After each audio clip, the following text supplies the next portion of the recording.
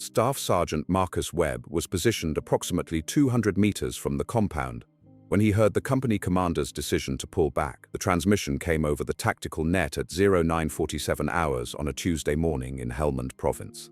The sound of his radio operator's voice was precise and controlled. The transmission said, "All assault elements, this is command. We are pulling back to the rally point. Situation is being reassessed."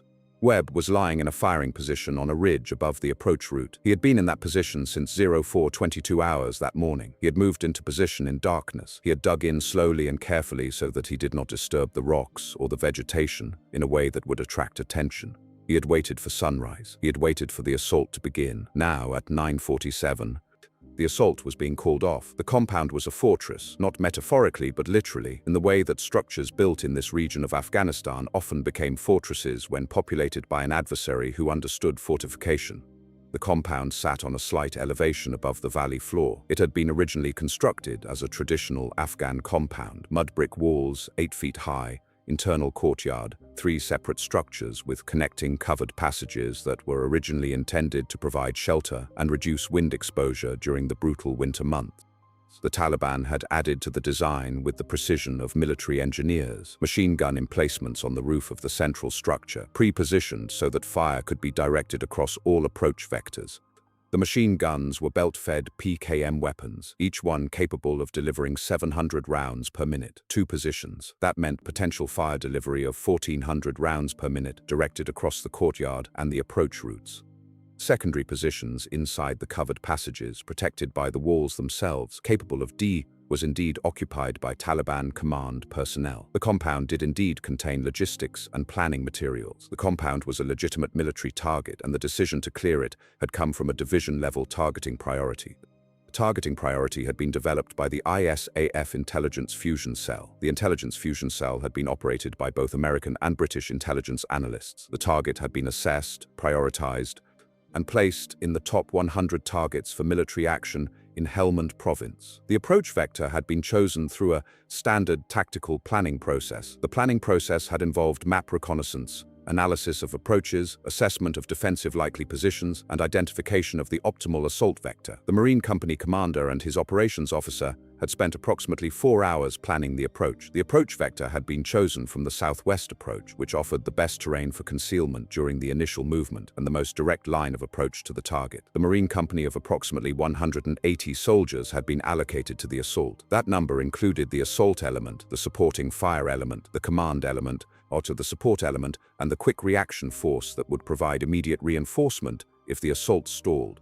180 soldiers was deemed sufficient for the task. That number had been deemed sufficient by the company commander, Captain David Harrelson, who had been trained in company-level assault tactics and who had conducted similar operations before. Harrelson had conducted 3 compound clearance operations in Helmand province in the previous 2 months. Harrelson had not lost personnel in any of those operations. Harrelson had developed a reputation for competent professional execution of complex tactical operations. The plan that Harrelson had developed had been straightforward, because the best plans are usually the simplest ones. 2 platoons would execute the assault from the southwest approach. That was approximately 60 soldiers split into 2 formations. 1 platoon would provide supporting fire from a position approximately 100 meters to the east. That was approximately 30 soldiers positioned to provide suppressive fire. The command element would remain at the command post 300 meters to the rear. 180 soldiers allocated to the operation. That included the personnel who would remain on base to handle communications. The support element that would handle casualty evacuation. Air support was requested but would take approximately 30 to 40 minutes to arrive in station. That was acceptable. The expectation was that the assault would develop rapidly. The Taliban defenders would be suppressed by volume of fire, and the Marines would achieve control of the compound before air support arrived. This was the standard doctrine for a company-level assault against a defended compound. This was the doctrine that had been refined through 2 decades of American military operations in the Middle East and South Asia. This was the doctrine that worked most of the time. The assault began at 0934 hours. Webb's squad was part of the supporting fire element. Webb had laid out his machine gun on a ridge above the approach route and was maintaining suppressive fire on Taliban positions when the sniper round came in. The first Marines to approach the southwestern corner of the compound had been met with interlocking fire from the pre-positioned machine gun nests on the roof and from the defended positions inside the covered passages. The initial assault had covered approximately 30 meters before the volume of incoming fire forced the Marines to take covered positions. The Afghan compound, despite its apparent simplicity, had walls that could provide cover and concealment. The Marines had ducked behind a low mud brick wall that ran parallel to the main compound wall. They had taken cover behind what appeared to be a collapsed section of the western wall. They had positioned themselves behind rubble piles and vehicle wreckage that dotted the approach. Two of them had been hit in those first 30 meters. One had a round through the thigh. The round had come from the machine gun position on the roof. The round had passed through the outer aspects of the thigh muscle and had not hit bone or major blood vessel. The Marine had been mobile but bleeding. One had shrapnel wounds to the shoulder and neck. The shrapnel had come from a round that had impacted the wall near him and had fragmented. Both were mobile casualties, but both required immediate treatment. The assault element's medic had moved forward and was applying pressure dressings and tourniquets. The assault element had stopped forward momentum. The two platoons that had been allocated to breach the compound were now in covered positions, returning fire, unable to advance. They were firing at the machine gun positions on the roof. They were firing at the covered passages. Their fire was effective in suppressing Taliban return fire for brief periods. But every time the Marines concentrated fire on one position, fire would come from another position. The machine gun nests on the roof continued to suppress any forward movement. The moment any Marine attempted to leave his covered position and advance, the machine gun fire would drive him back into cover. The sniper continued to fire. Webb maintained suppressive fire on the sniper positions, burning through ammunition, trying to keep the sniper's head down. Webb was firing controlled bursts. Webb was using 60-round boxes of ammunition. Webb had brought 8 boxes with him into position, approximately 480 rounds of ammunition. He was using his ammunition at the rate of approximately 120 rounds per minute. At that rate, his ammunition would last approximately 4 minutes. Webb was effective for brief periods, and then the sniper would simply shift to a different firing position 5 or 10 meters away on the same roofline and resume. Webb's machine gun was suppressing the roofline, but it was not eliminating the sniper. It was not possible to eliminate a sniper through suppressive fire alone. The sniper was using cover and concealment. The sniper was exposed only for brief moments. When the sniper was exposed, the sniper was moving to a new position. Webb could not establish a firing solution on a moving target with a machine gun. Webb could only suppress the general area and hope to get lucky. The company commander was monitoring from a position approximately 300 meters back from the assault element. He could see that the assault had stalled. He could see that the Taliban defenders had pre-positioned their fire to achieve exactly this result. He could see that the Marines were in a volume of fire contest they were going to lose if the situation did not change. He had been a Marine company commander for 14 months. He had conducted 18 previous operations.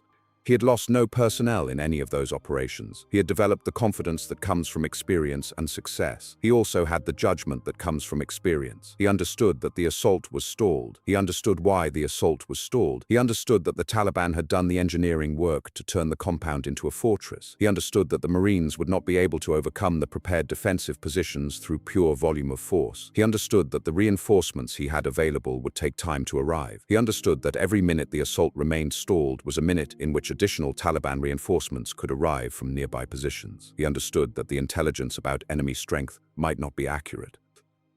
The intelligence had said 4 to 6 defenders. There might be more. There might be reinforcements in buildings nearby. He understood all of this. He made a professional decision. At 0947 hours, he transmitted across the tactical net. All assault elements, this is command. We're pulling back. Reform at the rally point. Request air support for immediate strike mission. The order was clear, and it was correct. The Marines had encountered a defended position with pre-prepared firing fields. The Taliban had done the engineering work to turn the compound into a fortress. Air support was incoming. Air support would change the tactical calculus entirely. Air support would strike the compound and suppress the defensive positions, and then the assault could be renewed under better conditions.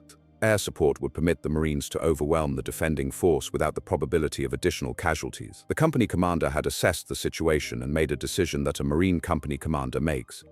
He chose to preserve his people by trading tactical ground for operational advantage. That decision was being executed when the 3 SAS operators appeared at the north side of the compound, moving across open ground at a walk, not running, not even hurrying, carrying rifles and body armor, and communicating on a separate tactical net that the Marines were not monitoring. Webb saw them because he had maintained his visual scan across the entire operational area. 3 men, that was the first thing he noticed. One company of Marines, 180 soldiers, had just pulled back from the assault because the defending force was too strong. 3 men were walking toward the compound from a direction that seemed to suggest they had not received the communication about the pullback and the re-evaluation, or they had received it and had chosen to disregard it.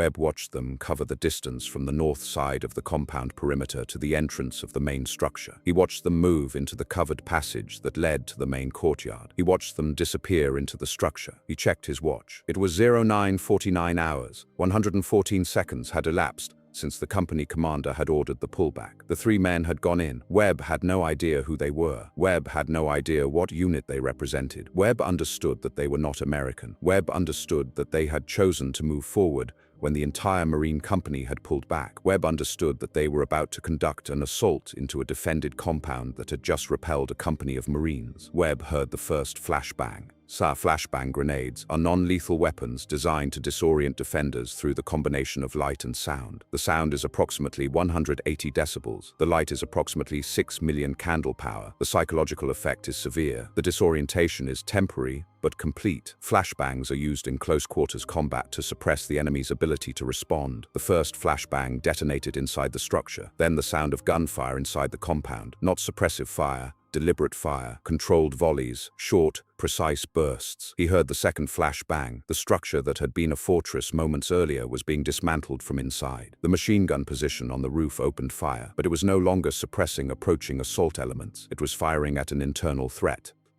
It was firing at something that was moving inside the building. The rate of fire increased. That was interesting. That was the sound of the machine gunners attempting to aim at a target inside the building that they could not see clearly, but which was clearly in the building and was clearly inside the defensive perimeter. Webb heard a flash bang on the roof. That meant something had come through the roof. That meant the assault team had come through the roof, or had thrown a flashbang through the roof, or had created an explosive breach in the roof. He heard the machine gun position go silent. That meant something had happened to the machine gunners. That meant the machine gunners were dead or wounded, or had abandoned their position. He heard more controlled fire from inside the structure, more movement, more flashbangs.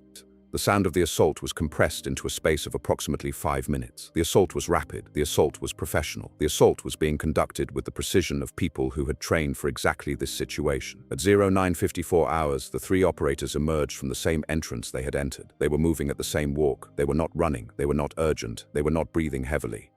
One of them was favoring his left side slightly, which suggested a minor injury, but not a disabling one. Possibly a round had grazed him, possibly a shrapnel wound, nothing significant enough to slow him. They walked back across the open ground toward the northern approach vector and disappeared behind the ridgeline. Webb did not initially understand what he had just witnessed. He understood the mechanics of it. He understood that 3 men had entered the compound and had neutralized the defensive positions, but he did not understand the category of action that had just occurred. The company commander had assembled 180 soldiers, and 180 soldiers had been assessed as insufficient to clear the compound under the conditions that the Taliban had created. The 180 soldiers had pulled back because the judgment was that the odds were unfavorable under the existing circumstances. 3 men had walked into the compound and cleared it, not as a tactical demonstration, not as a risk-bearing heroic gesture, but as a matter of professional implementation. The 3 men had not approached with the expectation of being suppressed. They had not advanced through corridors expecting to find pre-positioned defensive positions. They had moved through the compound as if they already possessed information about where the defenders were positioned. That meant either they had intelligence that the 180 Marine Company did not have, or they had a doctrine for moving through defended structures that did not rely on advancing against prepared positions. It turned out to be both.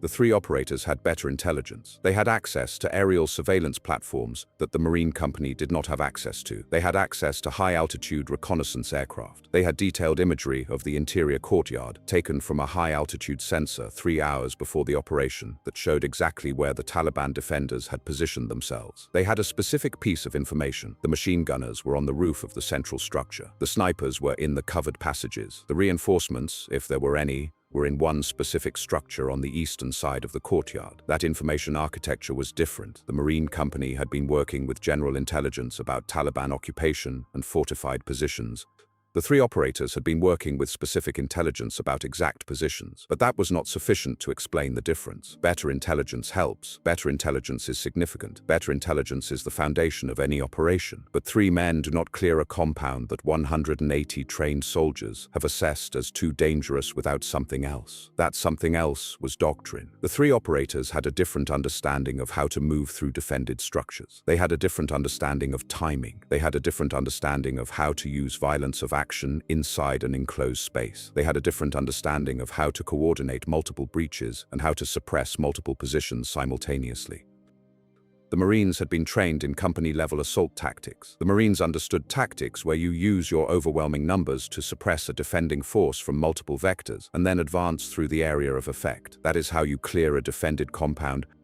When you have 180 people, you use their numbers, you use their firepower, you advance as a cohesive unit, you suppress the enemy from multiple angles, and you overcome them through volume of force. That is Marine Corps doctrine, and it is effective doctrine, and it has been refined through generations of combat experience. It is the doctrine that was developed for large-scale military operations where you control territory and you maintain that territory through the application of overwhelming force. But that doctrine assumes that you are operating with a certain force-to-space ratio. It assumes that you have sufficient personnel to secure multiple entry points and clear multiple structures simultaneously. It assumes that you can afford the casualty rate that comes with advancing through prepared defensive positions. It assumes that time is less important than security. The three operators had a different assumption. The three operators assumed that they possessed complete information about the location of the defending force. They assumed that they could move faster than the defending force could respond. They assumed that they could control the interior of the structure through the use of stun grenades and precisely placed gunfire in a way that did not require them to overwhelm the defending force through superior numbers. They assumed that they could defeat a defending force through information advantage and speed instead of through force superiority. Webb watched the company commander radio up to higher command and report that the compound had been cleared. Higher command asked how many casualties. The company commander said 2 wounded in the initial approach, nothing inside. Someone at higher command asked, what was the assault force? The company commander's reply was transmitted at 10:02 hours. He said, 3. Webb heard that transmission on the tactical net because he was monitoring the same frequency the company commander was using, and he understood what the company commander was communicating. He was communicating that 3 operators had accomplished what 180 soldiers could not accomplish. He was communicating that 3 men had walked into a defended compound and cleared it. He was communicating that the Marines had pulled back and 3 other soldiers had moved forward, and in the space of 5 minutes the situation had been resolved. The higher command on the other end of the transmission was silent for approximately 10 seconds. The silence carried meaning. The silence carried the recognition that something unusual had just occurred. The silence carried the understanding that 3 operators had done something that 180 Marines could not do. The reply came back, Roger. Acknowledged 3 personnel completed compound clearance. The words were professional and formal, but the meaning was clear. Higher command understood what had just happened. The tactical assessment of what had been found inside the compound came back through the intelligence channels over the following 6 hours. The Taliban had prepared the compound for a company-scale assault. The machine gun emplacements had been positioned to provide interlocking coverage of the courtyard and the approach routes in a pattern that was designed to suppress a conventional assault using standard Marine Corps tactics. The positioning showed that the Taliban had intelligence about how the Marines typically conducted compound assaults. The reinforcements had been positioned in depth, meaning that if the initial position was overrun, there were secondary positions prepared deeper inside the structure. The ammunition was stockpiled in specific locations that the defenders had identified as protected from direct fire from the approach vectors the Marines would logically use. The defenders had been briefed that the assault would come from the southwest, as that was the obvious approach vector given the terrain. They had prepared for that assault. They had not prepared for what had actually happened, which was entry from the north through a window on the 2nd story, followed by a flash-bang assault sequence that eliminated the position from above rather than overwhelmed it from below. The Taliban defensive plan had been built on the assumption that the American assault would follow predictable patterns. The Taliban defensive plan had not accommodated the possibility of an assault that did not follow American patterns. What was found in the target location, after the assault team had completed their tactical sweep and secured the structure, was documentation of the Taliban network's analysis of the previous compound assault that had occurred 3 weeks earlier in the same district.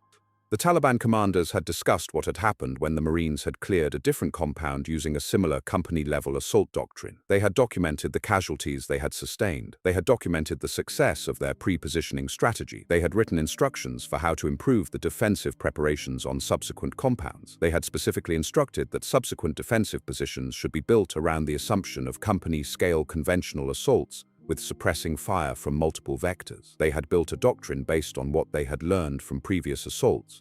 What they had not documented anywhere was a doctrine for defending against a 3-person assault team that possessed complete information about defender positions and that could execute a simultaneous breach of the interior and elimination of the defending force before the defenders could consolidate response. The Taliban had been preparing for the wrong threat. They had been preparing for the threat they had been encountering. They had not been preparing for the threat that 3 men represented. Webb walked toward the compound after the tactical all-clear was given. The other Marines emerged from their covered positions and converged on the structure. Webb walked past the bodies of the Taliban defenders as they were being processed for intelligence collection. He counted 7 of them. The company commander had estimated that there were between 8 and 12 defenders. The intelligence assessment had been correct about the numbers. Webb walked through the covered passages where the secondary positions had been set up. He saw the prepared firing positions. He saw the ammunition stockpiles. He saw the water and food that had been allocated to the defenders in preparation for a siege-like assault situation. The water had been stored in plastic containers. The food had been stored in canvas bags. The organization was methodical. The Taliban had prepared for a long engagement. The Taliban had prepared for an assault that would take hours to develop. They had not been prepared for 5 minutes. They had not been prepared for the sequence of flashbangs and controlled fire that had come from inside the structure at a speed they could not match. Webb walked through the courtyard and saw the damage. He saw where flashbangs had detonated on the roof. He saw the breaches where rounds had penetrated the roof. He saw the positions where the machine gunners had been positioned. He saw evidence of the violence. Webb was standing in the courtyard when the company commander walked past him. The company commander did not stop. The company commander did not say anything, but Webb saw something in the way the company commander moved. He saw the recognition that what had just happened was not a company-scale operation. What had just happened was not a demonstration of Marine Corps assault doctrine. What had just happened was a demonstration of a completely different category of soldier. The 3 men had walked into the compound without hesitation. They had not approached with the expectation of finding a certain kind of threat. They had approached with the certainty that they possessed complete information about the threat. They had approached with a doctrine that was built around that certainty. They had approached with the understanding that speed was more important than overwhelming force. And they had been right. They had walked out 5 minutes later, and the compound had been cleared. They had done it with 0 casualties among their own people. They had done it with the precision of people who had trained specifically for this type of operation. So they had done it with the confidence that comes from knowing exactly what you are going to encounter and knowing exactly how to respond. Webb carried that understanding out of Helmand province with him when his rotation ended 3 months later. He carried it through the remainder of his service. He attended the Marine Corps Advanced Warfare course. He was promoted to Gunnery Sergeant. He was promoted to Master Sergeant. He attended the Advanced Amphibious Warfare School. He studied how to think about asymmetric threats and distributed defensive positions and company-scale operations in complex terrain. Everything he learned confirmed what he had understood in that moment in the courtyard in Helmand province. The 3 men had not been operating with the same doctrine as the 180, or they had been operating with a fundamentally different understanding of how to move through space and how to use violence and how to process information about where threats were located. They had been operating with an intelligence architecture that collapsed decision cycles. They had been operating with a confidence that came from complete information and complete control of the breach sequence. The Marines had been trained to overwhelm through numbers and firepower. The 3 operators had been trained to overwhelm through information and speed. Those are different disciplines. Those are different doctrines. Those are different categories of soldier. Webb retired from the Marine Corps after 26 years of service. He did not encounter the 3 operators again. He did not know their names. He did not know their unit. He did not know how many operations they had conducted in Helmand province. He knew only that he had watched them walk across 200 meters of open ground toward a compound that his entire company had withdrawn from. He had watched them enter the compound. He had watched them clear it in 5 minutes. He had watched them walk back out. He had heard the company commander report that 3 men had done what 180 soldiers could not do. That image remained with him. That single another category. That separation was not about individual skill, though skill was certainly involved. That separation was about institutional structure and intelligence architecture, and the decision to compress planning cycles and the decision to give small units complete information about the location of threats, rather than requiring them to advance against unknown defensive positions. That was what the 3 operators represented. That was what Webb had seen. 20 years after the operation, Webb was sitting in his living room when he found himself thinking about the moment when the company commander had made the decision to pull back. That decision had been correct. That decision had preserved his people. That decision had shown professional judgment and operational maturity. But that decision had also been the moment when the Marines had acknowledged that there was a limit to what company-level doctrine could achieve against a prepared defensive position. That acknowledgement had made room for something else. That acknowledgement had made room for the three operators to prove, across 5 minutes inside a compound in Helmand province, that there was a different way to think about clearing defended structures. The compound had been built as a fortress. The Taliban had built it well. The Marines had approached it with one doctrine. The three operators had approached it with another. The compound had been cleared. The fortress had been overcome. And Webb had understood, standing in the courtyard surrounded by the bodies of the defenders and the evidence of the pre-positioning, that he had been watching a different category of soldier. Not better, different. Built for a different problem. Built for speed instead of force. Built for information instead of numbers. Built for the understanding that you do not overwhelm a defending force with 75% more people. You overwhelm them by knowing exactly where they are and moving faster than they can respond.